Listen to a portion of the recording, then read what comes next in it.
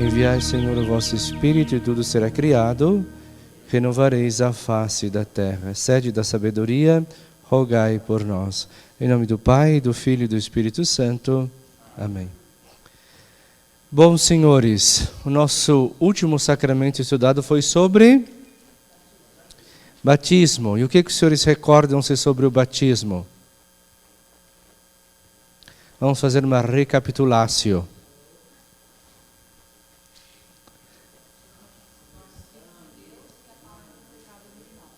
Mancha do pecado original, ok. Qual era a diferença do batismo de João e o batismo de Jesus?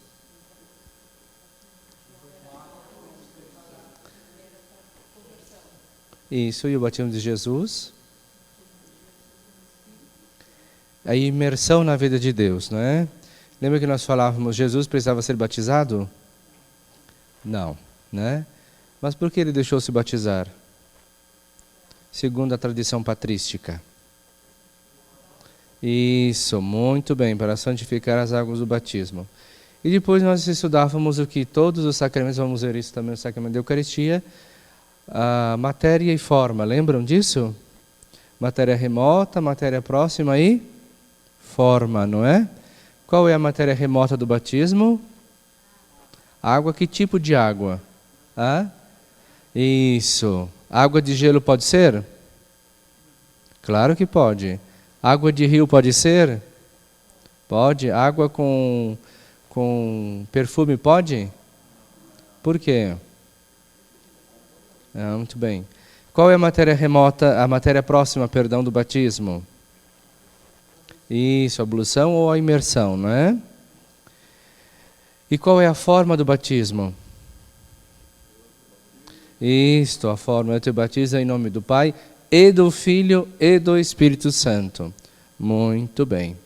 E o que o batismo faz com cada um de nós? Disseram, né, que nos torna filhos de Deus pelo batismo, e assim. Mas o que acontece dentro de cada ser humano? Sim, mas nós temos exatamente uma mudança ontológica, não é?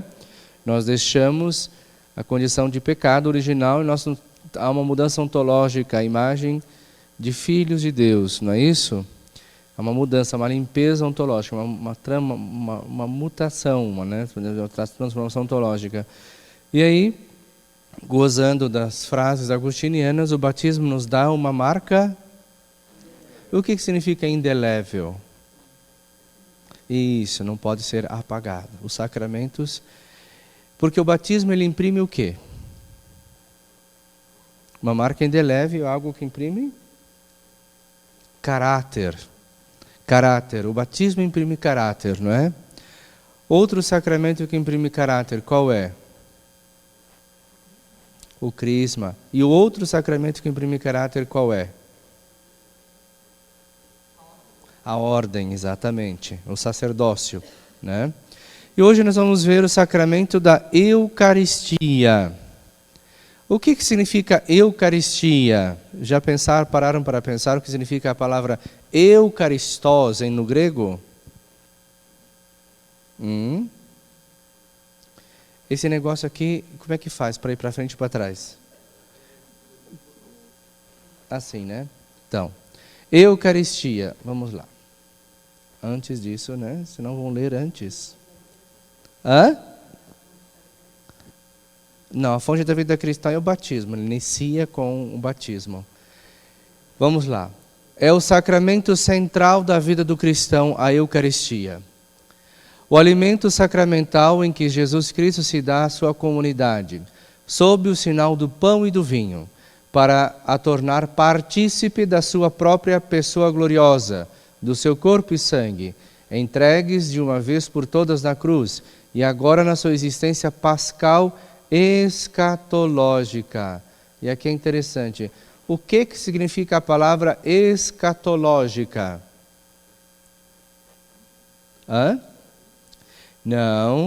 Não é o fim, como nós temos a parousia, né? O fim dos tempos, a parousia. Escatologia é uma palavra, é uma matéria, inclusive, teológica. Escatologia vem do grego, eschaton. Eschaton significa aquilo que está para vir, aquilo que há de vir. Então, escatologia, a nossa vida nos céus, certo? Então, eschaton. Nós podemos até trazer essa palavra para o nosso dia a dia. Amanhã, para nós, será uma escatologia.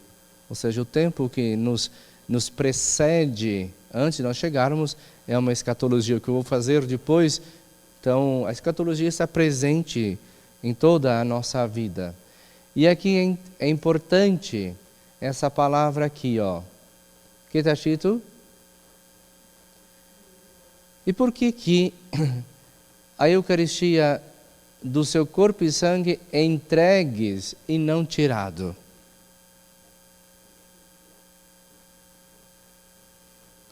Por que aqui ele podia ser? Jesus foi morto, não foi? Tá? E por que não usa a palavra tirado ou matado e sim entregue?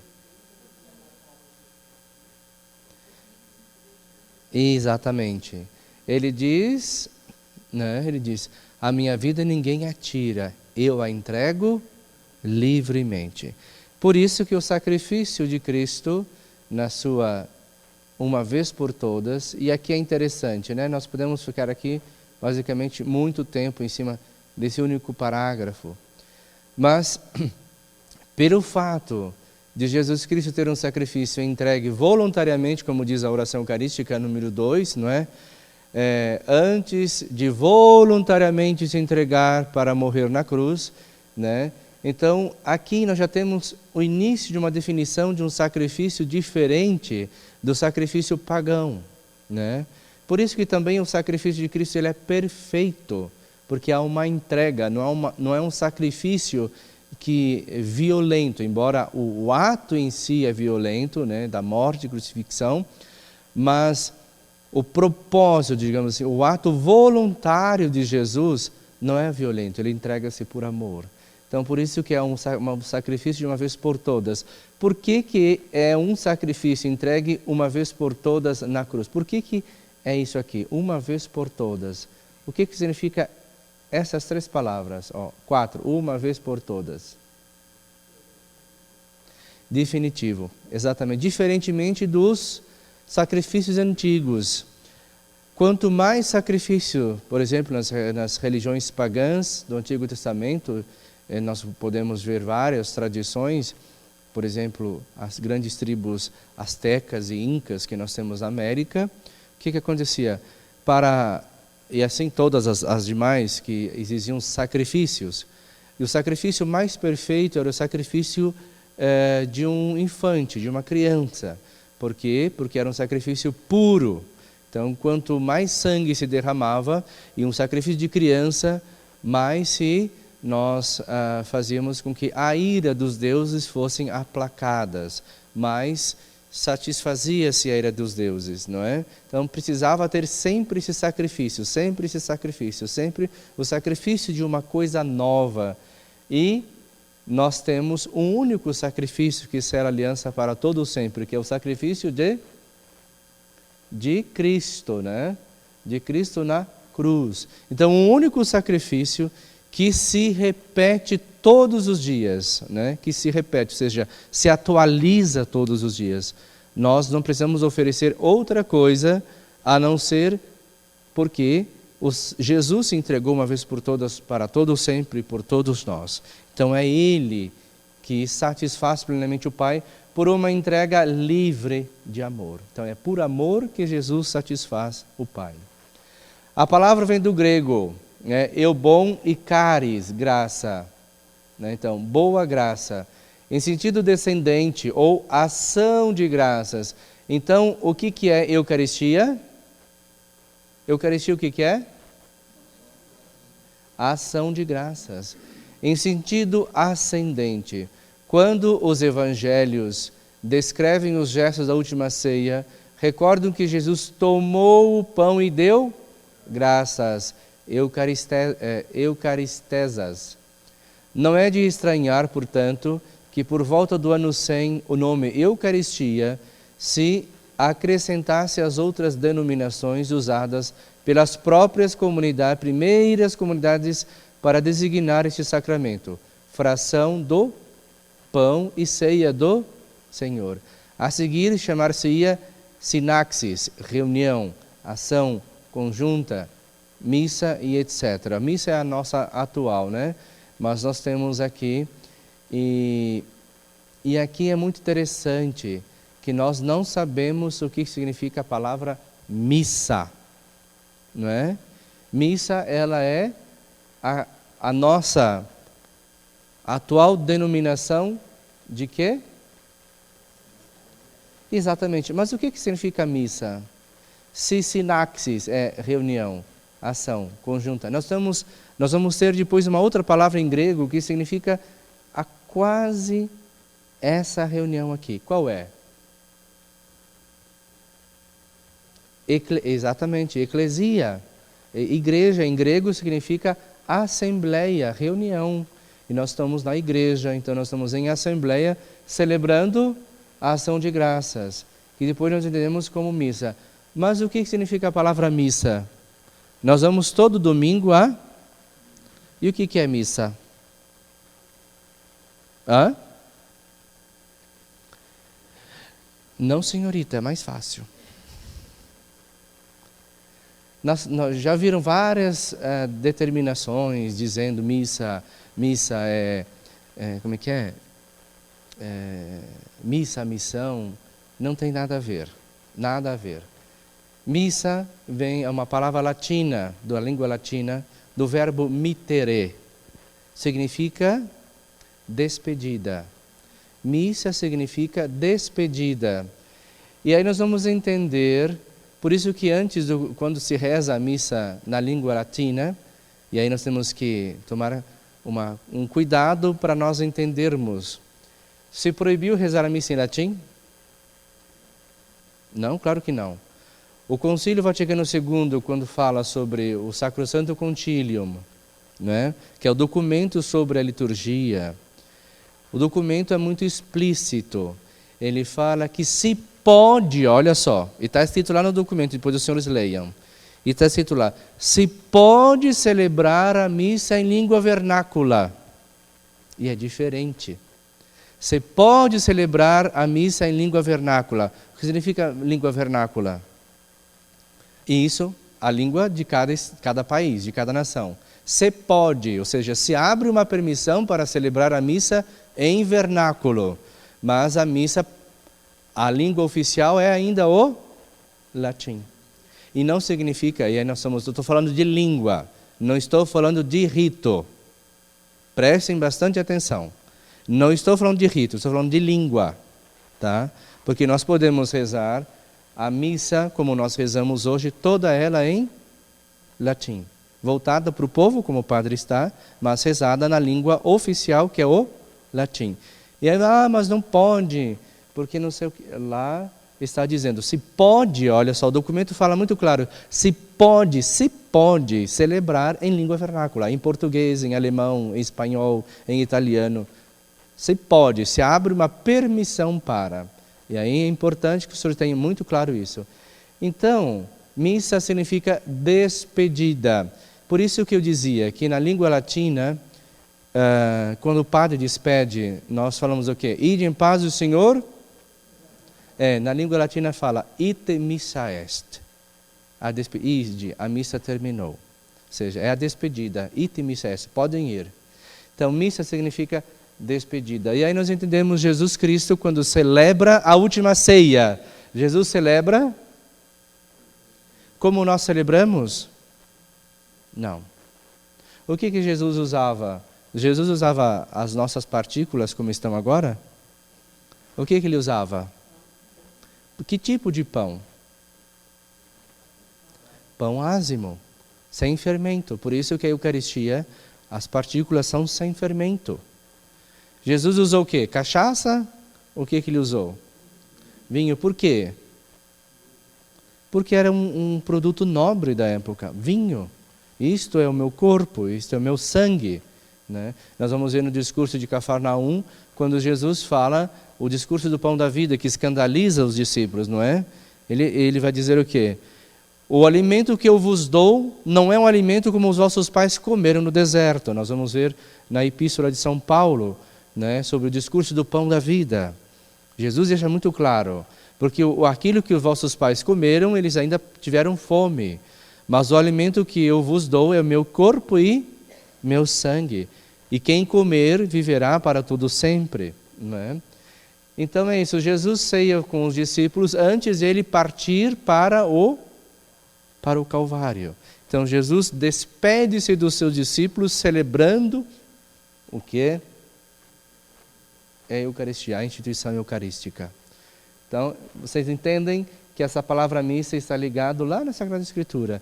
Jesus se despede, ele faz um ato de ele celebra, nós podemos, claro, não usando um anacronismo, mas dizer que o ato que Jesus celebrou foi uma missa, uma despedida dos seus discípulos, antes de ele sofrer a condenação, morrer na cruz, ser crucificado e depois ascender aos céus. Tá? Então, os evangelhos sinóticos, o que a palavra sinótico significa? Não. Sinótico significa semelhantes. Sinótico significa semelhante, ou seja, aí nós temos 4 evangelistas, não temos? Quais são? Quais deles são sinóticos e quais não são sinóticos? Isso, exatamente. Os evangelhos sinóticos são Lucas, Marcos e Mateus. Por quê? Porque nós vamos encontrar nesses 3 evangelistas cenas como a instituição da Eucaristia e tantas outras cenas parecidas, não iguais, mas todos eles, em épocas diferentes, escreveram os mesmos relatos, certo? E João, onde fica João que é evangelista? Não, João é intercalado na liturgia quando necessário, né? Por quê? Porque o Evangelho de São João é um evangelho muito posterior aos evangelhos de Lucas, Mateus e Marcos. A linguagem do Evangelho de João é uma linguagem teológica muito elevada. Vocês podem ver quando o Evangelho de João fala, por exemplo, quando nós vamos falar sobre Pentecostes, lembra da preparação de Pentecostes? Jesus vai falando da sua ascensão, eu vou, mas enviarei o novo Paráclito. Não é? Ele vai falando, ele vai pedagogicamente catequizando os seus apóstolos, os seus discípulos. E quando nós vamos ler a grande oração sacerdotal de João, também capítulo 17, salvo engano, ele vai falar, eu estou em ti, ó Pai, e tu estás em mim, para que o mundo creia que nós somos um. Eu vou para o Pai e vos enviarei o novo Paráclito. E o Evangelho de João não deixa a primeira leitura muito fácil a compreensão. Por exemplo, quem é o Espírito? Se é uma outra pessoa, e nós sabemos que o Espírito é uma outra pessoa, mas a escrita não deixa claro se é o Espírito de Jesus, se é o Espírito do Pai, se é o Espírito que procede do Pai e do Filho. Então a linguagem teológica de João é muito mais elevada, por isso bem posterior aos evangelhos sinóticos, tá bom? Então, sinótico, o que significa? Nunca esqueçam isso, tá? Por isso que são os evangelhos sinóticos, aqueles que são semelhantes em todo o contexto bíblico. Quem tem os evangelhos sinóticos e Paulo, ó.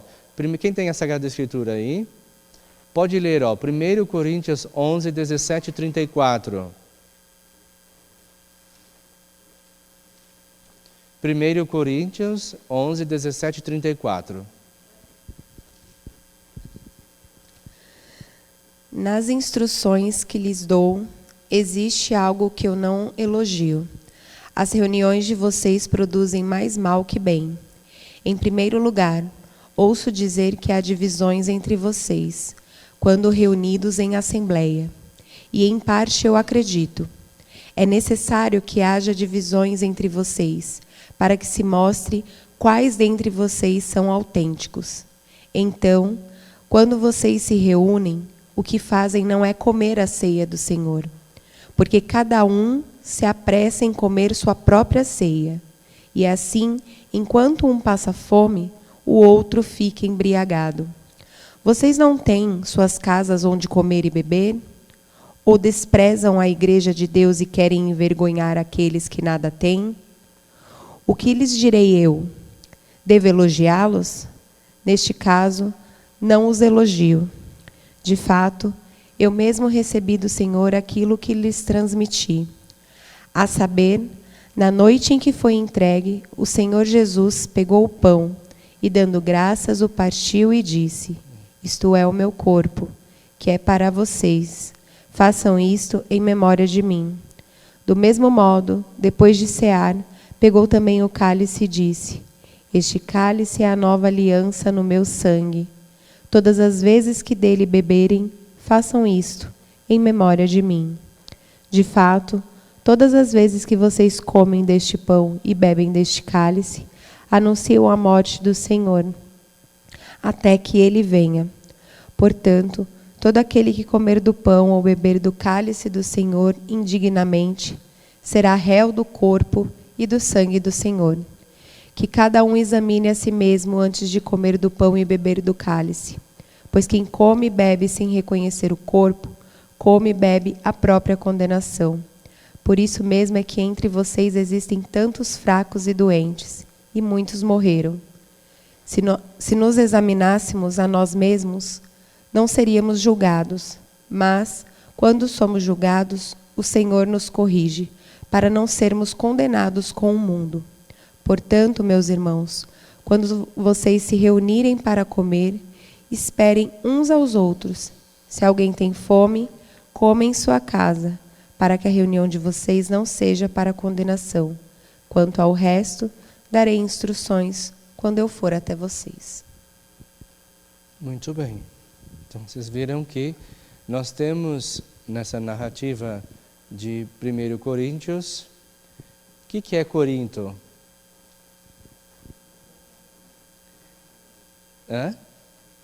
Mais do que uma cidade, é um porto. O porto de Corinto. E São Paulo foi extremamente corajoso a ir a Corinto, porque nós sabemos que Corinto era uma depravação total, né? Uma depravação, então, é uma depravação total. Então, trabalhar, educar, porque era um lugar de comércio. Então, entrava e saía gente de todos os tipos e de todas as etnias possíveis. E João fala com a comunidade de Corinto, de forma muito incisiva e muito forte.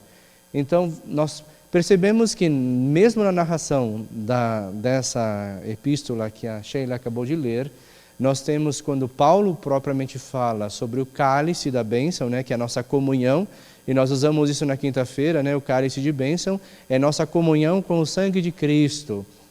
Mas nós também temos a dimensão comensal, que também nós podemos ver já aí na Epístola aos Coríntios, que nós vamos ver também no Evangelho de São João, a dimensão comensal. Porque a Eucaristia, a ação de graças, naquela época, não se dava tão somente na celebração litúrgica. Ela se dava na comensalidade, ou seja, a comunidade se reunia para comer mesmo. Então, antes da própria semente da celebração litúrgica ou pós a celebração litúrgica. Então, nós tínhamos as duas dimensões, a litúrgica tanto como a social. Mas eram duas Eucaristias que depois complementavam-se num único ato, né? Então havia comensalidade também, a partilha de alimentos entre os primeiros cristãos. E a Eucaristia, como grande ação de graças e partilha, nós temos aonde? Nos Atos dos Apóstolos, que nos diz, eles tinham tudo em comum e não havia necessitados entre eles. Então essa dimensão eucarística também tem lá, tá? Então, transmitem-nos como Cristo na sua ceia de despedida. O que é missa? Encarregou a comunidade de celebrar o sacramento do seu corpo entregue e do seu sangue derramado, sob a forma do pão e do vinho, como a última ceia foi um sacramento antecipado da sua entrega na cruz. A Eucaristia será, até ao final dos tempos, o memorial do sacrifício pascal. Então é memorial, é fazer memória, trazer presente. Toda vez que nós temos memória de alguém, o que isso acontece? O que acontece conosco? aquilo torna-se algo presente, algo atualizado. Eu me lembro dos meus entes queridos, não que eles estejam aqui como aqui, eu vou tomar cuidado com essa explicação. Não é como Cristo, mas quando eu faço memória de alguém, aquela memória ela é atualizada, eu me recordo no agora, né? Eu me recordo sempre, quando eu recordo de alguém, aquela memória é sempre presente. É memória. No Cristo Jesus é o memorial do seu sacrifício pascal. Só que o memorial eucarístico é um memorial atualizado, ou seja, é um memorial presente atual. Toda a Eucaristia é um sacrifício na cruz, tá bom? É como o próprio ato de Jesus entregue na cruz, tá? É atualizado. Aquele ato da morte e crucifixão do Senhor, ele acontece em cada missa, tá bom? A Igreja, gozosamente convencida desde o princípio de que, neste sacramento, Cristo se torna realmente presente na comunidade reunida, na palavra proclamada e, sobretudo, no pão e no vinho, que a palavra de Cristo e a ação do Espírito convertem no seu corpo e sangue, há 2000 anos que se reúne, sobretudo ao domingo, no dia do Senhor, ressuscitado, para celebrar a Eucaristia. Esta, desde muito cedo, se estruturou com uma primeira parte de escuta da palavra e uma segunda de oração eucarística e comunhão, a comensalidade aqui. A dupla mesa para a qual Cristo convida os seus. Por que ele fala de dupla mesa? Isso, ó, na palavra proclamada, a palavra ouvida também é alimento. Deus nos alimenta através da palavra. Mas de sobremaneira, propriamente na comensalidade da comunhão. Então, ó, realmente presente na comunidade reunida, aqui na eclesia, né, na reunião, na sinaxis, aqui, pela ação do Espírito. E é muito importante que, às vezes, nós vamos em missas que é muito barulhenta. Né? É muito, muito barulhenta, extremamente barulhenta. E acaba-se, na comunidade reunida, aqui nós temos uma questão de ordem na liturgia. Não são todas as pessoas que presidem a celebração eucarística, ou são? Você não vira uma anarquia, né? Lembre-se que na liturgia tudo é ordenado. A Sacrosanto Concílio também, que os senhores deverão ler, lá diz exatamente, porque é uma moda dizer hoje em dia, não é? Dizer assim, não, a participação a efetiva dos fiéis. Quem diz que os fiéis não participam de forma efetiva? O que significa a participação efetiva na celebração eucarística? O que significa a participação efetiva? Exatamente, Daisy. A própria presença já é uma participação ativa e efetiva. Depois, quando uma assembleia litúrgica ela observa as normas litúrgicas, ela está sendo afetiva e efetiva no seu jeito de participar. Os gestos litúrgicos tornam que a comunidade eclesial seja afetiva e efetiva na sua participação. Ela está participando. Aí dizem, mas toda a igreja tem que cantar. Duvido. Quem é que canta? Aí não, mas o coro não pode. Nós temos que fazer cantos que a Assembleia cante. O coro o que é? O que o coro é? É a Assembleia. E aí uma definição do Sacrosanto Concílio fala assim, nós na celebração litúrgica devemos fazer absolutamente tudo. Todos nós devemos fazer tudo, absolutamente tudo, a que compete a cada Estado. Isso é muito importante, a que compete a cada Estado. Então, se eu sou o presidente da celebração eucarística, eu não posso celebrar, presidir a Eucaristia e fazer as respostas que são dos fiéis, que compete aos fiéis. Os fiéis não podem fazer a parte do padre. Por quê? Porque não compete ao seu Estado. Então, é um ordenamento que torna a liturgia bela. E aí esses discursos é o que mais se ouvem atualmente. Então, o coro litúrgico, cada um exerce uma função na celebração eucarística. Então, já pensou se nós começarmos a cantar, a Assembleia inteira cantar, o que acontece? Pode cantar, obviamente, deve cantar quando é possível. Nós vamos arrastar o canto, vai ficar quilômetros, né, aquele canto arrastado. Não é assim que acontece? Porque o coro está lá assim: a nós descei divina luz, a nós descei divina luz. Assembleia: a nós descei divina luz. Não é tarefa da Assembleia litúrgica suster o canto. De quem é a tarefa de suster o canto? Do coro, de quem está cantando. Essa é a tarefa dele. Qual que é a tarefa do ministro extraordinário da distribuição da Sagrada Comunhão Eucarística? Fazer o papel do padre? Fazer o papel do coroinha? É o quê? Distribuir a comunhão naquele momento preciso. E aí é interessante, né? Já que nós estamos falando de Eucaristia, né, seu ministro? Aí às vezes alguns ministros perguntam: mas nós vamos ser ordenados? Não. Ministro extraordinário da distribuição da Sagrada Comunhão Eucarística não é ordenado. Por quê? Não imprime caráter, ele está auxiliando, prestando serviço à comunidade.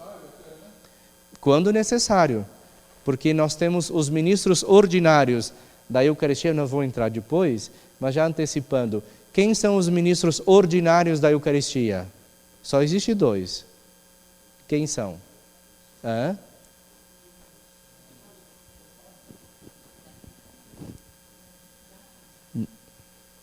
Diácono não é ministro da Eucaristia. Exatamente. Só existe 2. Os ministros ordinários da Eucaristia são somente 2. Os presbíteros, por assim dizer, e os bispos. Os diáconos são? Eles são, porque eles não são ordenados padres. Eles podem ser ministros da Eucaristia como ministro da distribuição, mas eles não são ministros ordinários da Eucaristia. Tá certo? E aí nós vamos mais à frente. Então, e é isso que acontece. Então, a Eucaristia, para a beleza, não sei se os senhores já leram também uma encíclica do São João Paulo II. Devem ler, chamado Eclésia de Eucaristia. A igreja vive da Eucaristia. Ele fez, quando ele comemorou o ano da Eucaristia, ele escreveu uma encíclica e lá ele fala sobre como deve ser a Eucaristia nas igrejas. E ele fala que Jesus, quando desejou cear a Páscoa com os seus, ele pediu que os seus apóstolos fossem preparar um lugar. Não é isso que acontece no texto bíblico? Ou não? Qual é a passagem que ele pede para os discípulos irem preparar um lugar?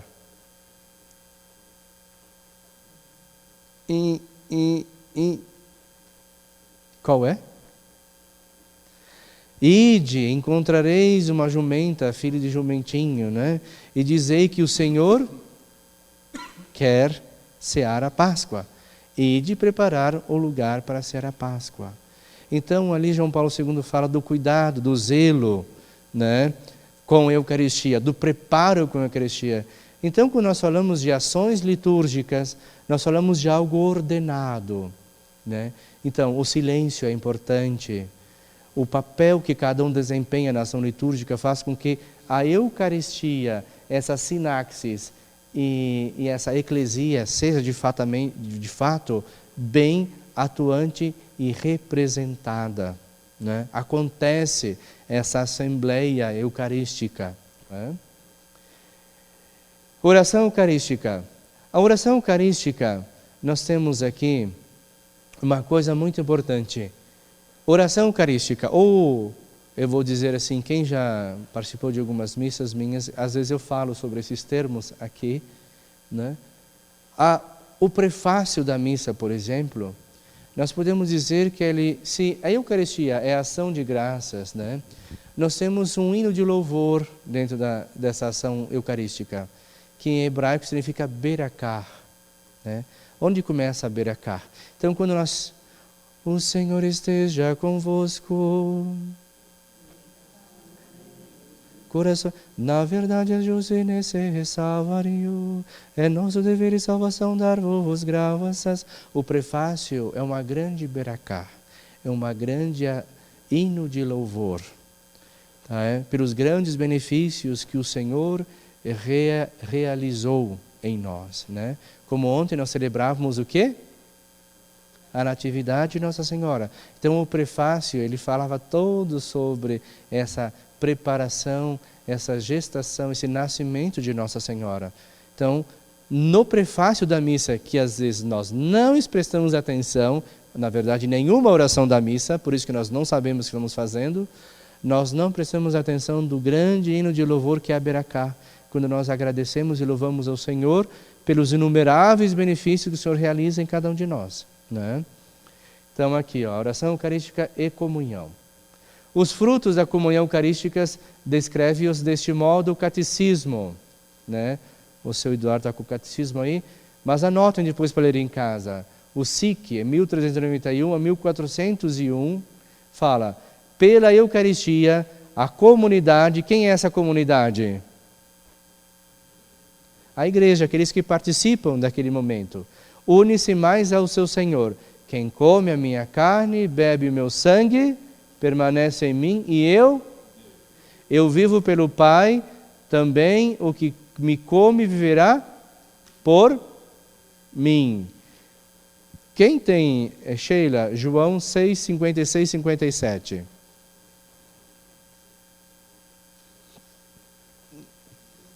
É um versículo só, né? 2 versículos, na verdade, 56 a 57. Quem come a minha carne e bebe o meu sangue, permanece em mim e eu permaneço nele. E como o Pai que vive me enviou e eu vivo pelo Pai, assim aquele que se alimentar de mim viverá por causa de mim. Justamente, viverá por causa de mim. Nós vemos na missa, na celebração eucarística, nós falamos por Cristo, com Cristo e em Cristo. Muito bem. Nós vemos por Cristo, né? Rebusteceu-se na sua luta contra o mal e o pecado. Então a Eucaristia nos concede esses frutos de nós nos rebustecermos, ou seja, nos fortalecermos contra o mal e contra o pecado. Cresce na fraternidade eclesial, uma vez que há um único pão, nós, embora muitos, somos um só corpo, porque participamos desse único pão. Nós vamos ver também na Epístola aos Coríntios. Enquanto sente o desejo de poder celebrá-la em plena unidade com todos os cristãos, ao mesmo tempo, sente-se interpelada pela atitude fundamental de Cristo, a sua entrega pelos outros, e trata de o imitar com um comportamento em favor dos pobres, daqueles esquecidos. E pobre aqui não é uma questão somente social, entendeu? Nunca nós vamos poder interpretar os pobres somente uma questão social. Mas os pobres, aqueles esquecidos, né? Aqueles mais fragilizados, os pecadores. Um pecador é um pobre. Por quê? Porque não encontrou ainda a sua riqueza. Então nós nos tornamos, nós somos. Eu gosto mais da palavra pobre no original hebraico que anawim, né? Anawim, os pequeninos, né? São aqueles que dependem completamente da providência e do agir de Deus em suas vidas. Os livros litúrgicos com os quais a comunidade celebra a Eucaristia foram revisados e reformados por incumbência do concílio. O que significa SC? Sacrosanctum Concilium, que é o documento sobre a liturgia, no número 50. 63. O Missal de Paulo VI, editado em 1970, e o Lecionário, na sua primeira edição de 1969, e a renovada de 1981. A nossa liturgia De onde vem? Os senhores já pararam para pensar de onde vem? De onde vem a tradição litúrgica cristã católica? Ela foi inventada? Qual tradição? Ok. A tradição apostólica que tem sua fonte onde? Ela tem uma tradição antropológica também, social, né? É assim que acontecem as coisas. É como, por exemplo, se eu perguntar para os senhores, que nós vemos isso na celebração eucarística, por que se usa incenso?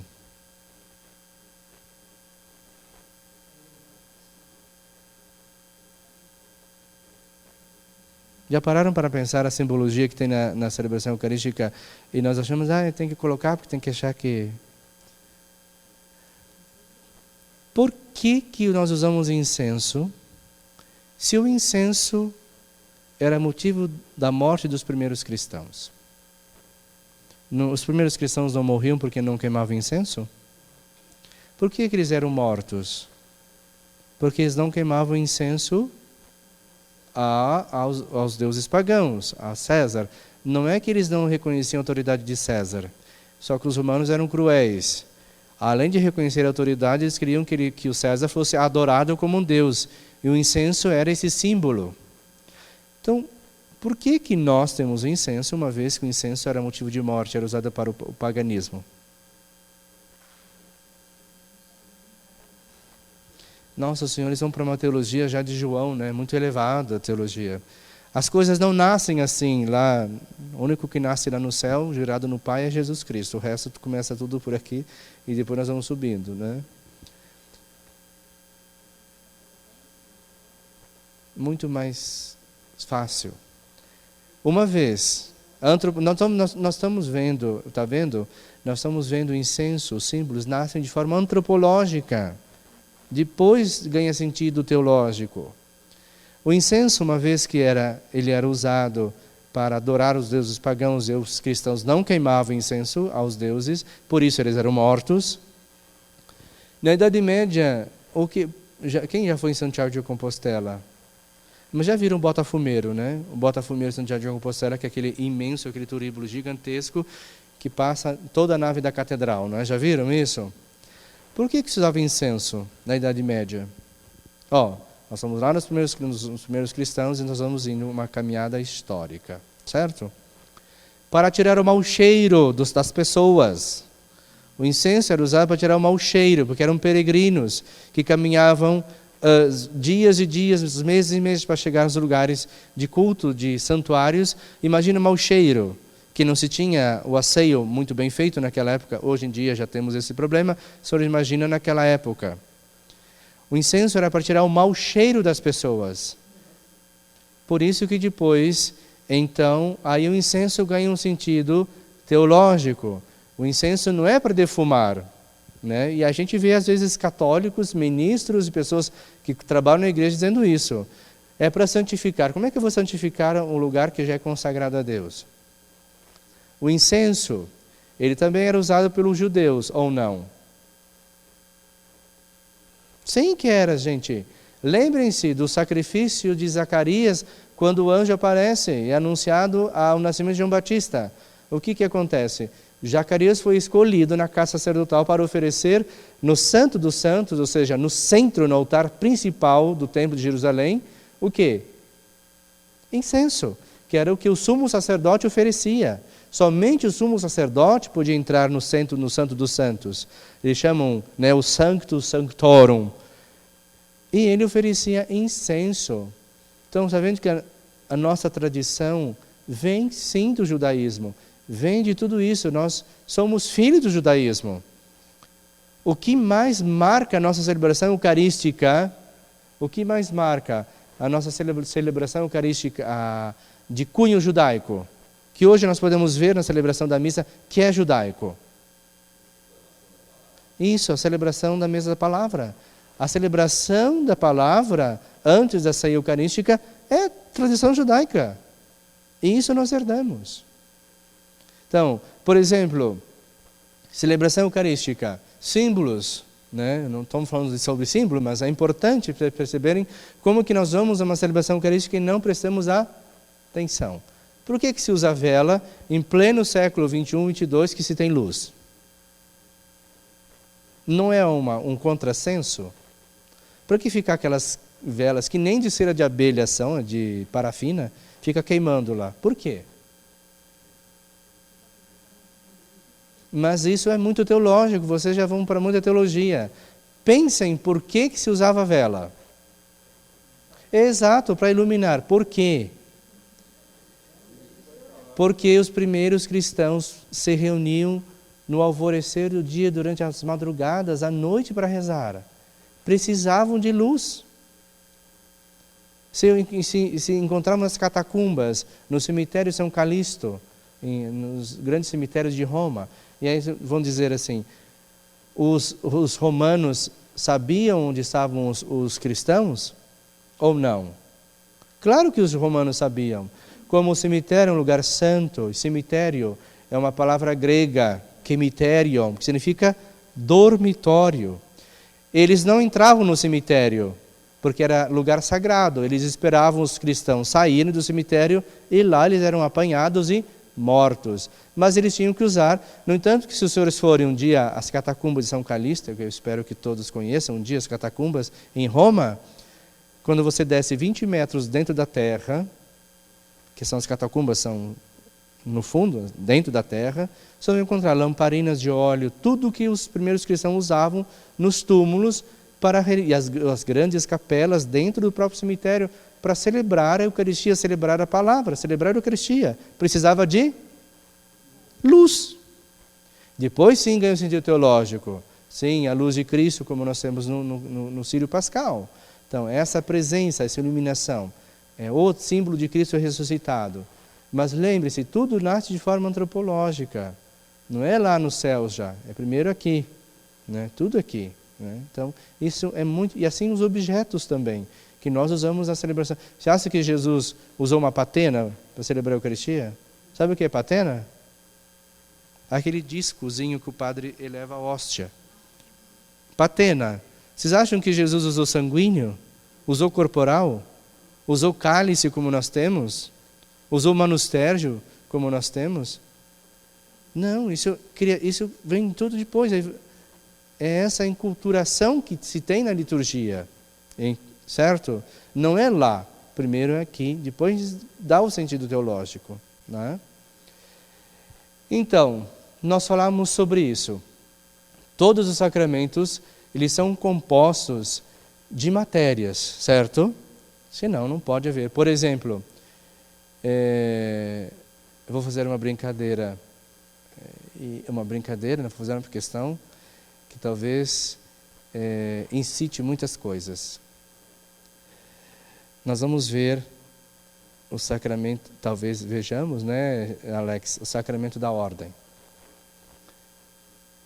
Podemos ordenar mulheres? Por quê?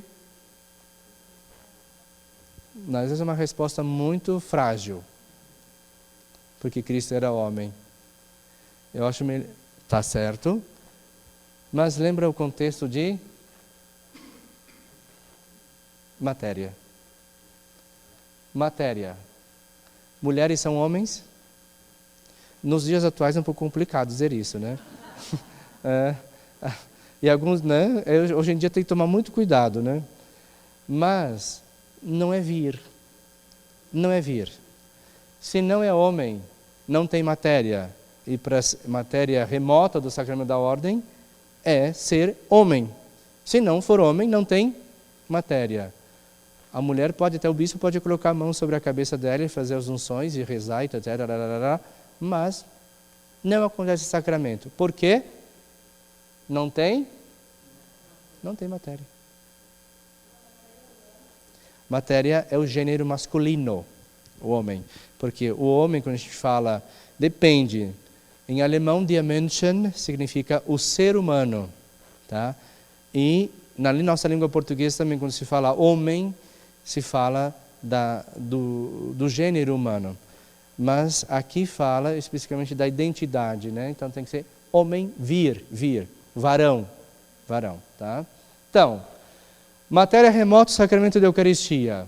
Pão de para a validade e ázimo para a liceidade. O que é liceidade?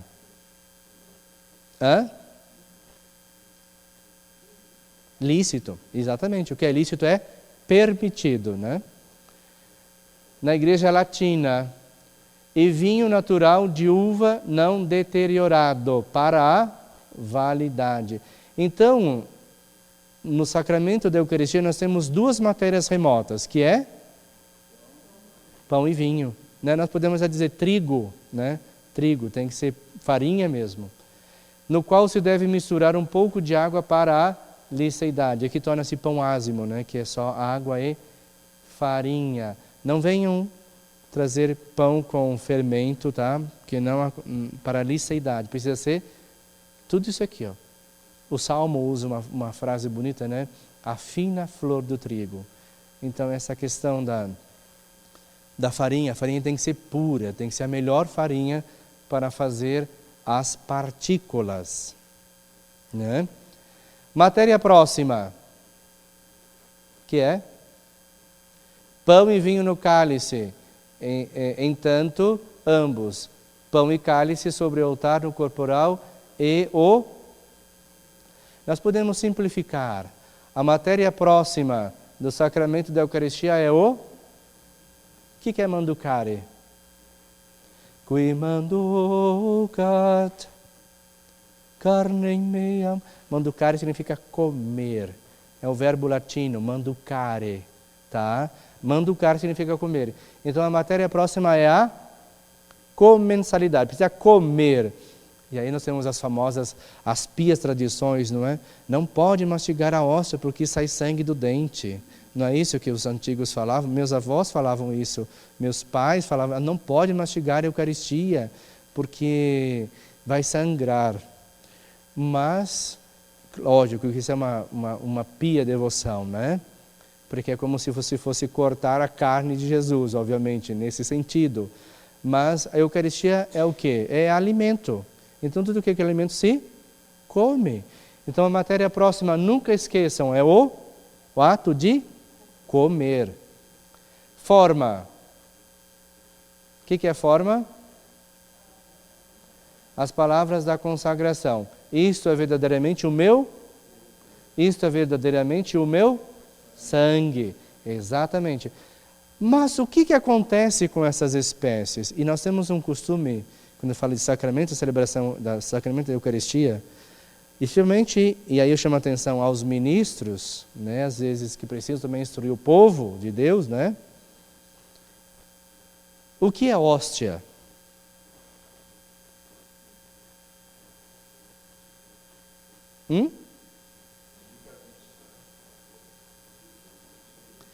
Mais do que isso, vítima é uma palavra... é a mesma coisa que dizer, por exemplo, oblatas. Isso, mas hóstia significa oferta. O oblatio mundi, a oferta do mundo. Então, as hóstias são as ofertas, ou a oferta, porque a oferta eucarística quem que é? É o próprio Filho de Deus, é Jesus Cristo que é a hóstia.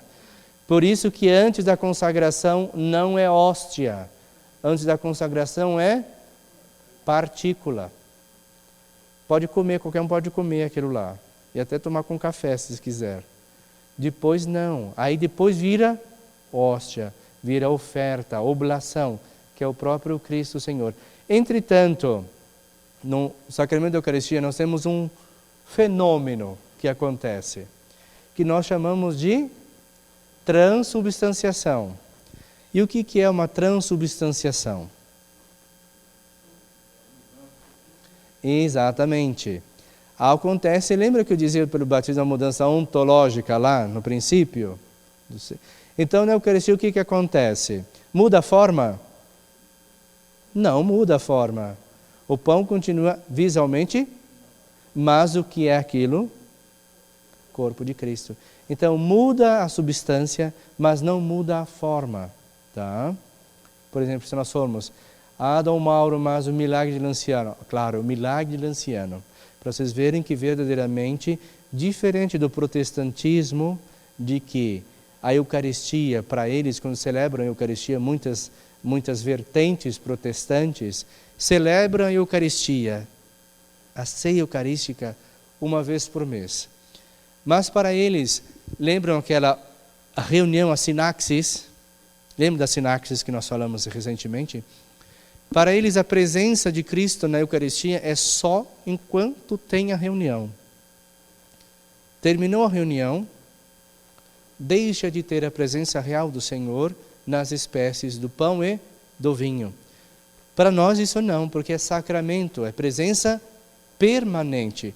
Uma vez consagrado o pão, com as palavras devidas, com as matérias devidas e com a intenção também devida do ministro, é permanentemente corpo e sangue de nosso Senhor Jesus Cristo, certo? Então, e aí nós vamos entrar, não sei se Dona Zuleika, bom dia. Olha, vocês já viram, vou fazer aqui vou usar uma figura ilustrativa. Saiu agora recentemente um último filme chamado A Freira 2, não é? Que é um filme de terror, etc. Na verdade é mais suspense do que terror.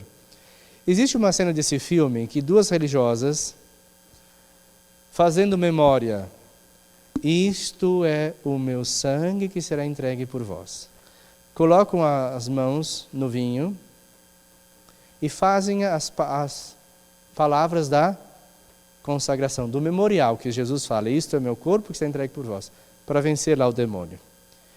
Pois não é que esse vinho consagra e queima o demônio? Se os senhores porventura forem ver esse filme, eu quero dizer assim, tomem cuidado com o sentido teológico, tá? As freiras podiam estar lá rezando o dia inteiro, a noite inteira, o ano inteiro, quando quiser. Aquele vinho não ia se transformar no sangue do Senhor. Por quê? Exata, não tem a configuração de Cristo sacerdote, não é em persona Christi. Todos os fiéis batizados têm o sacerdócio comum dos fiéis, que ofertam o sacrifício a Deus. Mas qual o sacrifício? O sacrifício de louvor.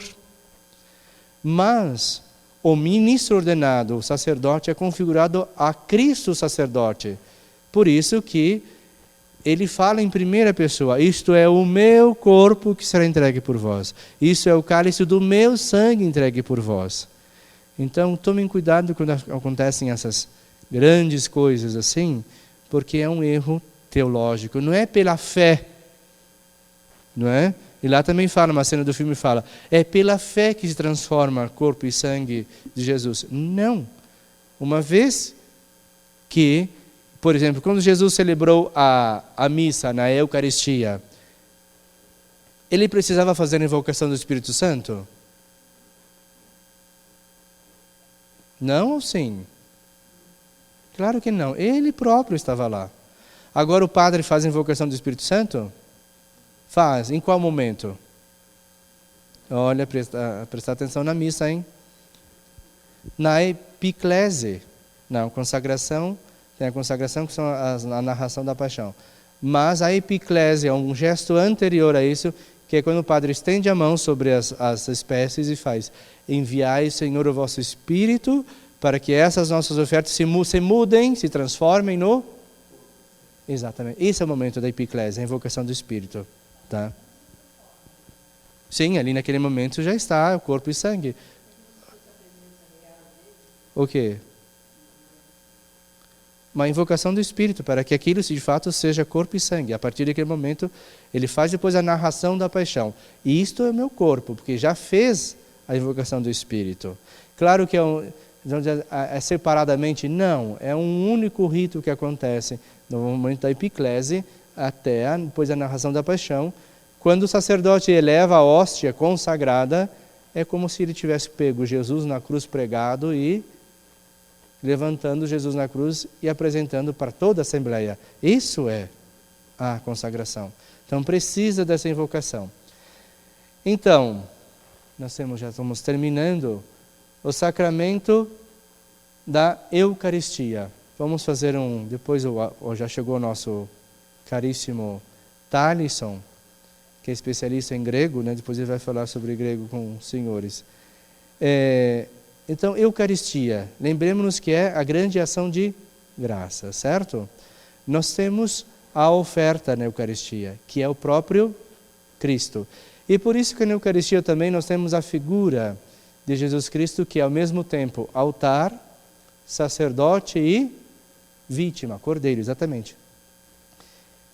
Os senhores já pararam para pensar por que Jesus Cristo, como pode ser três coisas ao mesmo tempo? Altar, vamos lá, altar, sacerdote e vítima. Alguém sabe explicar por que dessas três coisas uma única coisa só? Por que Jesus é o altar? Mas ele não é oferta. O altar é onde? Onde se? Por isso que é importante nós voltarmos às tradições antigas. Quando fala tradições antigas, de onde nasce tudo? Não nasce lá, nasce aqui. No templo de Jerusalém não tinha um altar? Tinha um altar, certo? Mas não o santo do santo, que só podia entrar o sumo sacerdote. No templo de Jerusalém havia o altar que eram as ofertas de vítimas, lembram? E nos textos sagrados vamos ver que esse altar ele tinha 4 veias que desciam, né? No livro do Apocalipse aparece, as 4 veias que desciam nos 4 cantos do altar, e que aquele sangue que era ilibado ali descia, né? E descia nos pés do altar. Não era isso que acontecia? Por que Jesus então é o altar? Porque quando Jesus é pregado na cruz, aonde escorre o sangue? No seu próprio corpo. Por isso que Jesus é o altar. Por que Jesus é sacerdote? Ele que faz a oferta perfeita ao Pai. Ele que oferta. E por que Jesus Cristo é o sacrifício? Porque a minha vida ninguém a tira, eu entrego livremente. Ele se oferta. E aí ele fala, né? O profeta Isaías diz que nosso Senhor Jesus Cristo foi conduzido ao matadouro como um cordeiro, sem dizer uma palavra. Então isso tudo, essas 3 coisas, é uma única pessoa, é Jesus Cristo. Certo? O que é Beracá? Isso. E aonde que se percebe isso? Isso, no prefácio da missa nós temos a grande Beracá, que termina com... Né? Matéria remota do sacramento da Eucaristia, ele é pão e vinho. Pode ser cachaça? E aí nós temos o problema da enculturação, não é? Não, porque nós temos que usar as bebidas do local. Né? Às vezes também nós temos essas grandes parafernálias nas interpretações litúrgicas, não é? Precisa ser vinho verdadeiro. Mas aí vão dizer, desculpa que me dá choque no nervo da mão segurar muito tempo o microfone assim. E o padre que tem problema com alcoolismo? E aí como é que celebra?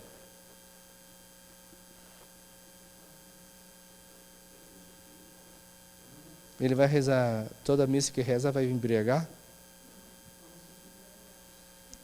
0 álcool. A Heineken, né? 0 álcool. Precisa de uma autorização especial do bispo, tá? Ele celebra com mosto. Sabe o que é mosto? É o suco da uva, mas tem que ser o suco natural da uva. Tem que ser uva, né? Tem que ser fruta, tem que ser uva mesmo. Ele celebra com mosto, tá? Mas não pense que o padre enche o cálice, não é assim, tá?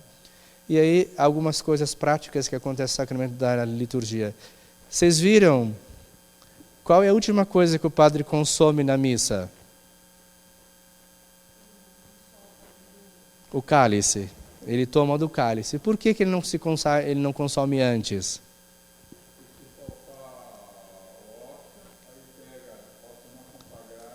Isso, aí pega a partícula, isso é muito importante, esse é um cuidado pastoral. Por quê? Porque se faltar hóstias consagradas, pega a partícula, molha, faz a intinção, esse gesto, intinção, e não fala mais corpo de Cristo, fala sangue. As pessoas comungam no sangue de Cristo. Por isso que o vinho é deixado por último, caso aconteça, tá? Caso aconteça. Às vezes, porque se tomar antes, aí a Assembleia fica sem comunhão eucarística, tá? Então é isso. Pega o vinho, o sangue, faz a intinção. Tem autocomunhão? Existe autocomunhão? A pessoa se autocomungar? Não, não existe. Não existe autocomunhão. Nem para os ministros da Eucaristia. Quem dá é o sacerdote. E aí quando é comunhão sobre as duas espécies do sacramento da Eucaristia, é na boca. Ah, mas o leigo pode pegar e colocar. Não pode, a instrução está... Sacramentum Caritatis, se não me engano, alguma coisa de instrução sobre o sacramento. Depois eu pego de certinho o nome. E o leigo não pode fazer intinção no cálice, tá? Não pode fazer intinção. É sempre o ministro ordenado, tá? Certinho? Alguma pergunta? Diga. É o Thaleson que vai fazer as perguntas. Eu posso responder uma pergunta, depois eu tenho que sair. O senhor falou que para haver a transubstanciação é preciso que seja ordenado e também a intenção. Mas se o padre, por exemplo, não acredita que aquilo se transforma em corpo e sangue, ocorre a transubstanciação mesmo assim? Veja o que aconteceu em o milagre de Lanciano. O que aconteceu? Ele não acreditava. Mas o que aconteceu? Se transubstanciou. Porque quem preside não é o padre, é Cristo. É Cristo. Né? Então, no Ministério Sacerdotal, Bento XVI escreveu um documento que fala o sacramento da ordem sacerdotal, todo o agir sacerdotal, ele ex opera operandi, operator, né? Ou seja, mesmo sem a dignidade do ministro, os sacramentos acontecem, porque é Cristo quem preside a Eucaristia. Tá? Mesmo que o padre não tenha fé, mas ele está presidindo a Eucaristia, esse sacramento acontece, porque quem preside a Eucaristia, na verdade, todos os sacramentos, é Cristo Jesus. Certo? Mas é uma pergunta interessante, porque o ministério sacerdotal é para a santificação do próprio ministro, como diz Bento XVI, né? E às vezes nós caímos nessa coisa de falta de fé, a intenção, né? A intenção que também do ministro que celebra, eu quero consagrar essas espécies, né? Mas acontece o sacramento. E ali, se mudar esta frase... Qual? Esse é verdadeiramente o cálice do meu sangue, do Novo e Eterno Testamento, o mistério da fé, que por vós e por muitos... Porque... Sim, porque na tradução em latim está escrito pro multis effudentur. Então, esse muitos é uma discussão que nós temos de liturgia, nas traduções do missal. Porque na narração da paixão está escrito, será derramado por vós e por muitos. Isso aí está na narração da paixão. E em latim está escrito, pro multis effudentur. Não é por todos, por muitos. Mas quem são esses muitos? É aqueles que seguem o Cordeiro, né? Aqueles que celebram a Eucaristia. Esse por muitos, o muitos é um todo também. Por exemplo, eu tenho uma laranja, eu tenho vários gomos dessa laranja. São muitos, não é? Mas quando eu tiro um gomo da laranja, aquele gomo vira o quê? Um todo. É o todo que eu tenho. Entende? Então, esse por muitos é uma discussão litúrgica de tradução, teológico também, mas o mais correto, se nós fôssemos traduzir, seria e por muitos. E por muitos. É como, por exemplo, fazer isto em memória de mim. Em latim fala iterum. Em latim não fala memória, em latim fala iterum, que é novamente. Mas nós não sabemos quanto que é esse novamente, esse de novo. Quanto que deve fazer? Em latim está escrito iterum. Não o que nós temos. Então, na nossa tradução é isto, tomou o cálice, deu graças novamente e disse, isto é o cálice do meu sangue, o sangue da nova e eterna aliança, que será derramado por vós e por todos, que seria e por muitos, para a dos pecados. Fazei isto, em latim fala em meam commemorationem, ou seja, em comemoração a mim, minha memória. Certo? Então aqui tem alguns pequenos percalços de tradução, tá? Que dá um sentido teológico diferente. É como, por exemplo, quando eu falo, em latim fala Dominus vobiscum, não é? O Senhor esteja... Qual que é a resposta em latim? Não, em latim fala et cum spiritu tuo, e contigo também.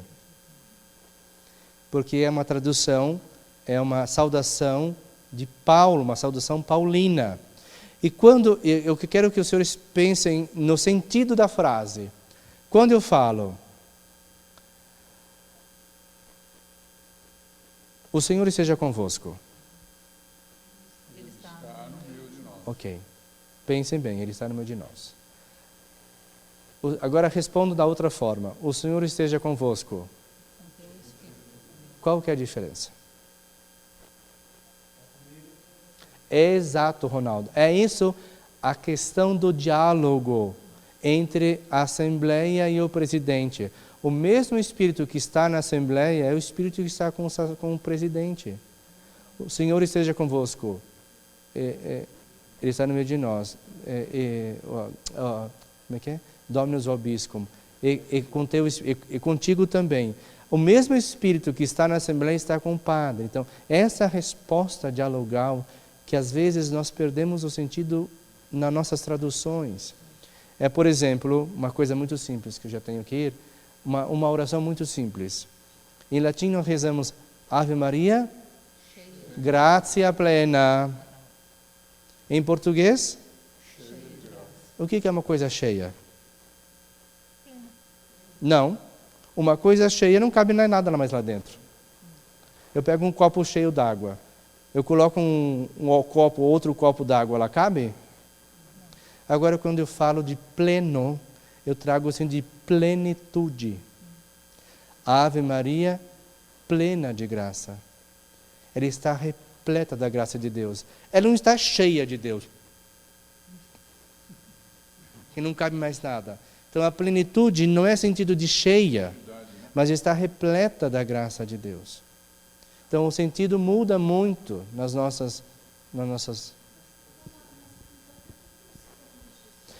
Mysterium Fidei. Não vai mudar mais. Né?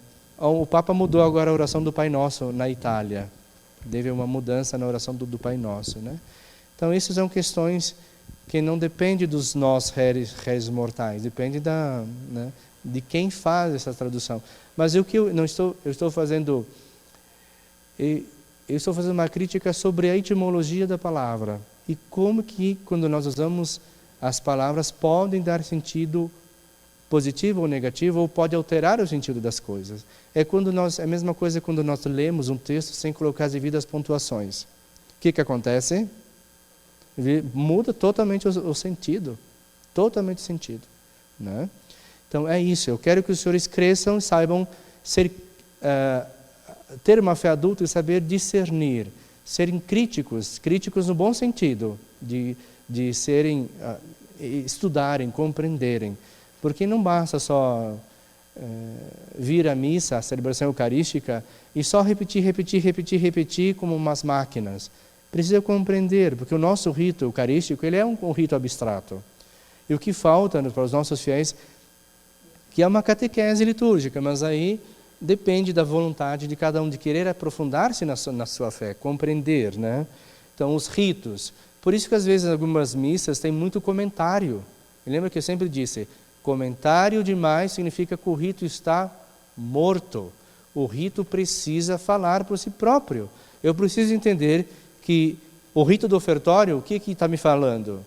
A oferta, aquilo é o ofertório, rito da comunhão, ato penitencial, os ritos que compõem um único rito que é a missa, eles devem falar por si próprio. Agora eu não posso, liturgia da palavra, Deus nos fala, papapá. Liturgia eucarística, ofertório, não precisa fazer isso, porque senão o rito está morto. Isso acontece também nas ordenações sacerdotais, que é um grande problema, porque precisa explicar toda a missa. Agora o neo-ordenado vai se revestir com a casura. Agora o bispo vai dar o abraço da paz. O rito está morto. E esse é um problema da nossa liturgia na igreja. Não é o sim ou não, pode ou não pode. É a compreensão de como isso acontece de forma orgânica. Então, quanto mais comentários se tem nas ações litúrgicas, menos rito acontece. E quando o rito menos acontece, ele não fala por si só. Então, essa dimensão do diálogo, de você estar imergido. Uma vez, na aula de teologia, quando eu fazia teologia, um dos meus colegas disse, mas a liturgia tem que nos aproximar de Deus. Eu disse, não, eu discordo em gênero, grau e número. A liturgia não tem que nos aproximar de Deus. A liturgia deve nos imergir em Deus, que é diferente. É isso que nós celebramos a Eucaristia. É as núpcias do Cordeiro, é o altar, é o crucificado lá, nós estamos celebrando o Calvário. Né? E aí, hoje em dia se preserva pouco o silêncio na celebração eucarística. Por quê? Porque o silêncio constrange as pessoas. E a celebração eucarística é igual o espaço sagrado, por exemplo. Você vai em algumas igrejas, eu falo igrejas porque sou padre, então eu falo das realidades da nossa igreja católica. É cheio de flor, é cheio de samambaia, é cheio de imagem, é cheio de não sei o quê, cheio de o quê. É cheio, é cheio, é cheio. E ainda se não bastasse, você põe imagem com fita, com papel, TNT e vai enchendo o negócio. Por quê? Não suporta um lugar vazio. Mas quem diz que o lugar vazio está vazio? A igreja tem que estar cheia, quem preenche o espaço sagrado é Deus. Agora eu tenho que colocar flor em tudo que é o cantinho que eu vejo vazio, tenho que colocar um negócio, eu tenho que colocar imagem em todas as colunatas da igreja? Não, o sagrado é preenchido por Deus. É isso que é. É Deus que preenche o espaço sagrado. Certo? Então vamos celebrar bem dignamente a Eucaristia. Certo? Glória ao Pai, ao Filho e ao Espírito Santo. Amém. Totus tuos. Então, senhores, vamos... Eu só tenho mais 15 minutinhos, talvez. Não vou atrapalhá-los. Temos mais alguma pergunta? Sim.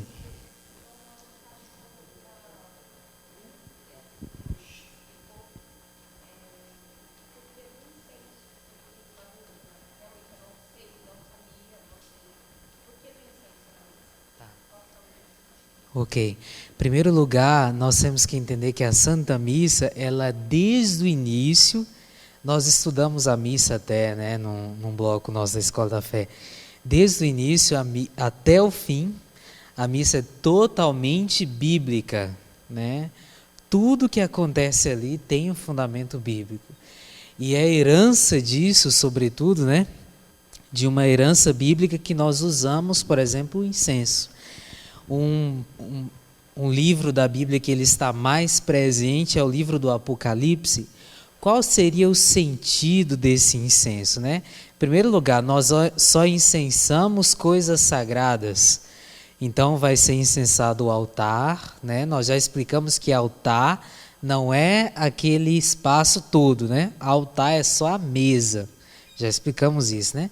Incensa-se o Evangelho, né? Incensa-se o Círio Pascal, né? A pessoa do ministro, a Assembleia reunida, as oblatas, né? Então só se incensa coisa sagrada.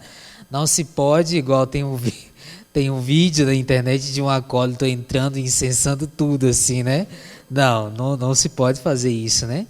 Então esse é o primeiro sentido, incensa-se só coisas sagradas. O segundo é justamente usa-se essa imagem por analogia, né? Que é uma realidade espiritual. Tal como sobe essa fumaça, assim sobe as preces da Assembleia, né?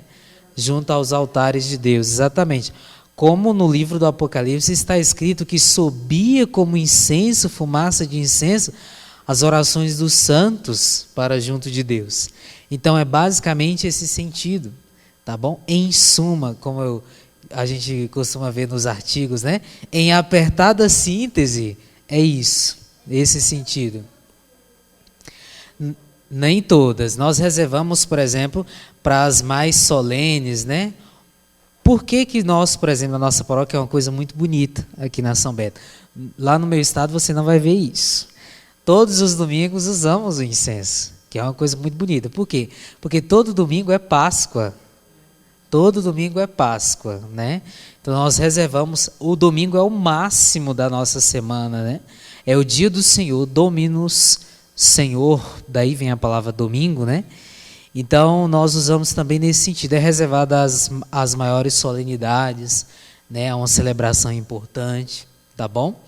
Então nós temos esse sentido aí do incenso, inclusive aquele objeto litúrgico que balança assim com aquelas correntes, né, com uma base cheia de carvão, chama-se turíbulo, que também aparece no livro do Apocalipse. Turíbulo, né?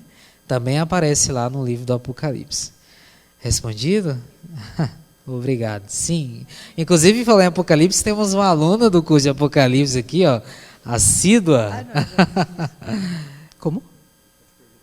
Não, Sim. só falando no mesmo incenso, mas tem uma parte onde o acólito, né, faz o incenso no sacerdote e depois na assembleia. Isso. Também é porque estão dentro desse sentido que eu falei primeiro das coisas sagradas. Porque a assembleia, os senhores conjunto de fiéis, também é algo sagrado, né? E eleva essas ofertas, né? Porque por isso se faz no momento do ofertório, junto ao altar de Deus, entendeu? Faz-se na pessoa do ministro, do sacerdote, depois nos fiéis. Inclusive, uma pequena correção litúrgica aqui. Quando o acólito, ou que nós chamamos de turiferar, aquele que está com o turíbulo, ele já se dirige embora na nossa paróquia o pessoal é muito educado para isso, né? Já se dirige à assembleia, todos levantam, todo mundo fica de pé, todo mundo, tá? Em alguns lugares nós vemos o naveteiro tem que ficar assim, né? Mandando o povo levantar, né? Ai, pelo amor de Deus, levantem! Né? Ainda bem que nós aqui já somos educados, graças a Deus, parabéns à nossa paróquia, né? Sim. Exatamente. Então, isso é um ponto positivo da nossa paróquia, que o pessoal já está educado para isso, né? É como eu falei, eu fiquei emocionado até na semana passada. Semana passada foi o meu primeiro domingo desde junho, né? Voltei, passei agosto fora e tal. Eu fiquei emocionado porque o Dom Mauro terminou a homilia e nós professamos a fé. E às 11 da manhã eu participei, tá? E aí ele começou o credo niceno. E eu fiquei quase a metade do credo em silêncio para mim ver o povo rezando. Lindo de ver 80% da assembleia rezando o credo niceno. Lindo. Que é aquele: creio em um só Deus, Pai Todo-Poderoso, Criador do céu e da terra, das coisas visíveis e invisíveis, aquele que nós estudamos aqui, né, ano passado. Então eu fiquei emocionado, eu falei, veja, como o povo precisa disso para ir.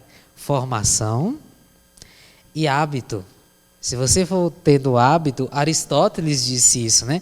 Como se vence um vício para Aristóteles? Colocando um hábito na frente do vício, contrário a ele. Se o vício te puxa para cá, Aristóteles diz, então você tem que colocar um hábito que te puxa para cá. Aí que você vence um vício, né? E eu fiquei emocionado, porque eu falei, poxa vida, é bom ver dar resultado, né? Isso não vem de nós, é próprio Deus que vai operando, mas é muito bom. Então, acho que essa educação, por exemplo, do incenso, vem disso. Todo domingo nós fazemos isso e isso já é um hábito, né? Então, isso é muito importante. Eu achei muito bonito. Mais alguma coisa? O estímulo também, né? Eu acho que o estímulo também traz, por exemplo, isso que o Alex promove para a gente, embora poderia ter muito mais gente, né, para aprender mais, isso facilita. E aí a gente vai lá e o padre puxa o credo niceno quase todas as missas. como ele faz também o incenso em quase todas, como você mesmo comentou. Isso faz a diferença, o que a gente não vê em outros lugares, né? Perfeito. Então isso agrega aí para a gente. Exatamente. Hoje nós estamos com um número reduzido, né? O menino falou, o Alex falou do feriado, o pessoal pegou um feriado prolongado aí, né? Lá no Tocantins também. No Tocantins a semana inteira não tem nada, porque é independência com padroeira do estado, e é uma coisa só, né? Para nós lá. Mas então nós estamos com um número reduzido, mas desde o início da Escola da Fé eu disse, pela densidade do conteúdo, esse auditório, eu não sei quantos que cabe aqui nesse auditório, veja só, né? Deveria estar 300, uns 300, né? Deveria estar lotado, né? Deveríamos fazer o dia inteiro de Escola da Fé com horários marcados, né? Terminou essa aula, não tem a mesma, mas em outro horário, para vir um outro público, né? Só que é isso, né? Nem todos, existe uma passagem bíblica, né? Acho muito interessante. Muitos são chamados, poucos os escolhidos, né? Que bom que vocês foram escolhidos. Mas eu acho que é porque hoje em dia as pessoas pensam em religião, vir à missa, participar da missa e pronto, isso é minha religião. É uma obrigação. Como uma obrigação. Até meus irmãos brincam, nossa, Deus deve estar cansado quando você pede. Você vai na igreja, você participa. Sim. Pois é, mas cada um escolhe aquilo que é bom para si, né? Sim. E com certeza tem o melhor. Eu particularmente, eu quero citá-la, né? Vou mencionar o nome, que é a Juliana, né? Esposa do Alex. Nós estudamos a Santa Missa aqui, e é muito interessante porque no domingo seguinte ela me procurou depois da missa, né? Falou assim, nossa, hoje eu vi tanto detalhe que eu nunca tinha prestado atenção, né? Que eu não sabia. E eu fiquei pensando depois, e até hoje eu penso nisso, né? Imagina se todos tivessem isso, né? Essa noção do que significa, o que está acontecendo ali, né? E seria muito bom, né? Seria muito. Quando dávamos a paz de Cristo assim para o irmão que cantava-se as musiquinhas, tinha uma musiquinha lá no meu estado que dizia assim: seria tão bom se todos conhecessem o Senhor, né? A paz de Deus reinaria na terra. E eu digo para vocês, se todos conhecessem o sentido da missa, meu Deus, acho não, estaríamos muito melhores, né? Muito melhores. Né? Mais alguma coisa? Você? Cheia das Sim, perguntas. sim. Thalisson, eu vi outro dia num filme, fiquei numa dúvida. Não sei se minha dúvida é, sei lá, errada, sei lá. Mas eu queria perguntar. Jesus, ele se entregou. Foi a pedido de Deus, foi Deus que falou, você vai e você vai morrer na cruz, vai fazer o sacrifício, ou foi uma vontade de Jesus? Eu vi num filme um pouco dessa questão e fiquei na dúvida, mas ele quis por ele mesmo, ou porque Deus falou, não, você vai e você vai fazer isso? Foi uma ordem do Pai? Então, é muito interessante a pergunta, porque aqui existe algo da antropologia teológica, da cristologia e até da revelação bíblica que é impressionante. É algo que eu, praticamente, sou muito devoto, né? Devoto no sentido de admirar. Eu até escrevi um artigo sobre isso, não sobre esse negócio que você perguntou, né? Mas veja, o Senhor Jesus, ele é a segunda pessoa da Santíssima Trindade. Então, ele é Deus, tal como o Pai. Nós já estudamos isso aqui, né?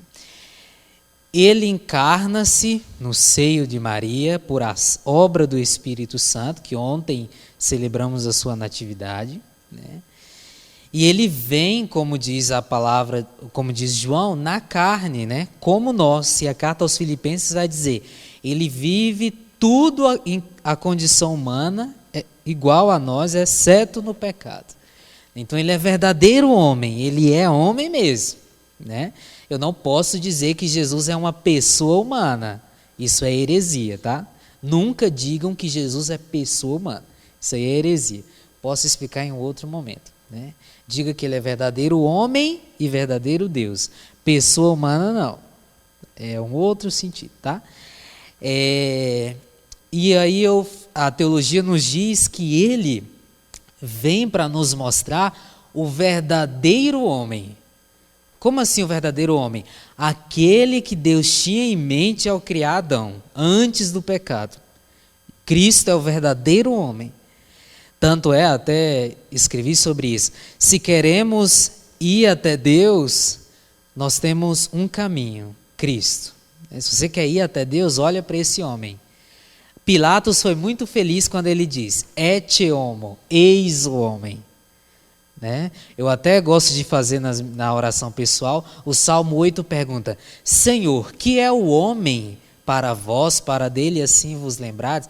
O salmista está perguntando o que é o homem, e ele não chega a uma resposta. Pilatos responde: eis o homem. O verdadeiro homem é Cristo. Por que eu estou dizendo isso?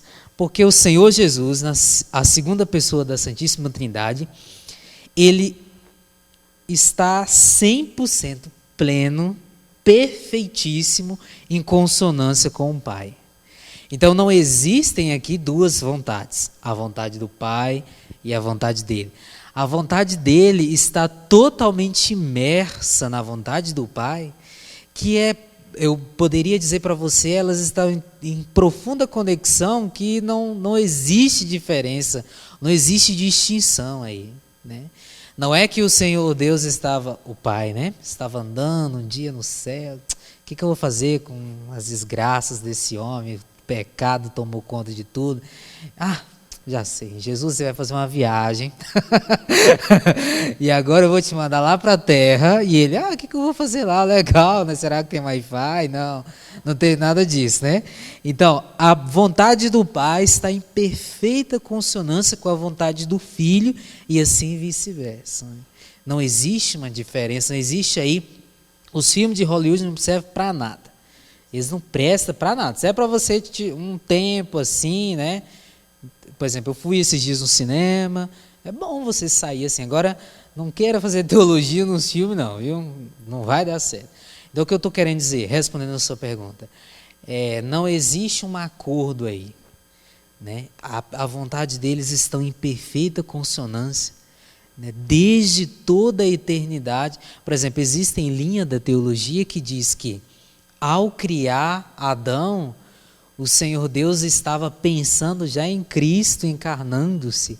Claro, isso é uma linha da teologia. Há quem não pense assim. Não estou dizendo que é um dogma de fé, tá? Então, não se faça isso. Não faça isso, tá? Separado, né? Qual foi o momento ali que eles entraram num acordo? Será que foi ali no livro de Deuteronômio, talvez? Não estou zoando da sua pergunta, que é muito importante, sim. Então, e o Senhor Jesus, para terminar, quer que façamos isso também, né? Que a nossa vontade esteja em consonância com a vontade do Pai. E aí custa, meu irmão, custa. Porque a gente quer as coisas, né? Por exemplo, tem um colega de seminário que ele disse: eu estou rezando para ser feita a vontade de Deus, mas eu quero que seja assim, né? Tipo assim, Senhor, seja feita a sua vontade, mas poderia fazer a minha, por favor? Não, né? Não é assim que acontece. A nossa vontade tem que estar, e isso é um crescimento espiritual, aí é na maturidade espiritual, em consonância com o Pai, né? Com Deus. Seja feita a vossa vontade, a tua, fiat voluntas tua, né? Em latim. Seja feita a tua vontade. Respondo, ficou mais claro ou não? Ok? Então, cuidado, não estou dizendo que você faça isso, me entenda. Mas cuidado com os filmes. Às vezes o filme não presta para nada, nem mesmo para filosofia. Às vezes os filmes, claro, existem sim bons filmes, né? Por exemplo, eu recomendo uma série para vocês, que inclusive vai passar agora na SBT, The Chosen, né? Muito boa. Claro, tem ali seus aspectos modernos, né? Pedro anda todo malandrão, né? E Jesus é tudo, né? Bem top. Mas ali existe uma coisa, só para encerrar nessa série, eu até compartilhei nas minhas redes sociais, uma coisa incrível. Jesus, todas as vezes que ele vai chamar os seus discípulos para seguir, é uma atitude assim, não sei se os atores tiveram essa ideia, mas eu percebi na série. Jesus olha nos olhos daquele, do seu interlocutor, e chama ele pelo nome, né? Ele diz: Simão, filho de Jonas, siga-me, né? Ele está passando lá, Mateus, Levi está ali na coletoria de impostos. Jesus lá do meio olha no olho de Mateus assim e diz: siga-me. Eu acho muito interessante esse olhar no olho e dizer o nome e dizer: vem. Por isso que nenhum consegue dizer não. Segue mesmo. Porque Jesus olha no profundo da alma. No grego é muito importante, é mais profundo isso. Olhar em grego é contemplar, ir lá dentro mesmo, né? Olhar em grego não é só ver a coisa, né? Eu posso fazer uma observação quanto à vontade? Sim. Vocês lembram que a gente falou de uma heresia, né, chamada monofisita, né, que dizia que Jesus tinha só uma natureza, né, a divina. Isso foi combatido, então Jesus é uma pessoa divina com duas naturezas, né, humana e divina. Algum tempo depois, São Máximo, confessor, ele combateu uma nova heresia chamada monotelitas, né, se eu não me engano, e era uma heresia que dizia que Jesus só tinha uma vontade, que era a vontade de Deus. Só que ele dizia, por isso foi a minha aula do ano passado, ele perdeu a língua e a mão direita para que não escrevesse, por isso que ele é confessor, né, que ele confessou a sua fé, ele não é um mártir. Então, ele combatia exatamente essa heresia que dizia que só havia uma vontade, quando na verdade são duas, né? Jesus, ele tem a sua vontade humana e a sua vontade divina. É evidente, né, mas ele é o humano e o divino. Por isso que a vontade é dele, da mesma forma como o Thalisson falou, né? Ele se submete ao Pai, ele pede que afaste aquele cálice, é uma sombra dessa vontade humana, mas, ao mesmo tempo, ele aceita a sua própria vontade divina que faça, né, aceite essa vontade divina.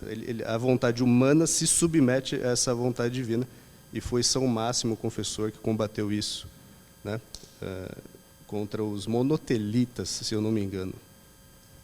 Isso. Tem mais alguma pergunta?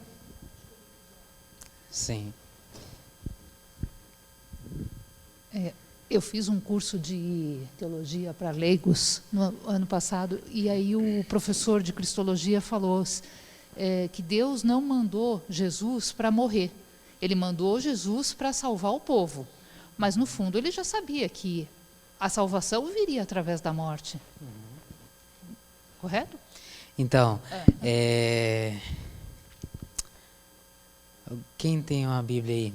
A resposta está em João capítulo 3, versículo 16. João 3, 16. A resposta está lá.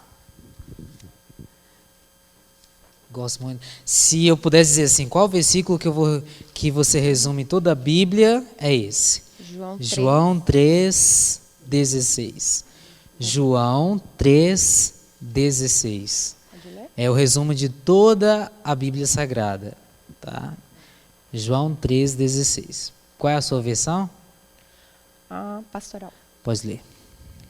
Pois Deus amou tanto o mundo que deu o seu Filho único, para que não morra quem nele acredita, mas tenha a vida eterna. Perfeito.